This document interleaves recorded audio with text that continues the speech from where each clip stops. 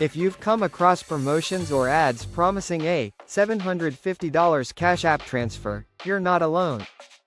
These offers often pop up on social media, websites, or through text messages claiming you can receive $750 just by completing a few steps.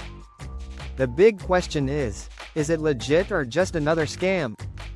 While some promotions may be tied to legitimate reward programs that offer gift cards or cash in exchange for completing specific tasks like signing up for trials or downloading apps, many others are deceptive.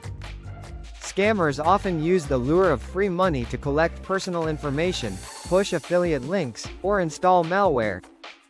Cash App itself does not run these types of promotions, and any legit giveaways from the company are usually announced through their official channels.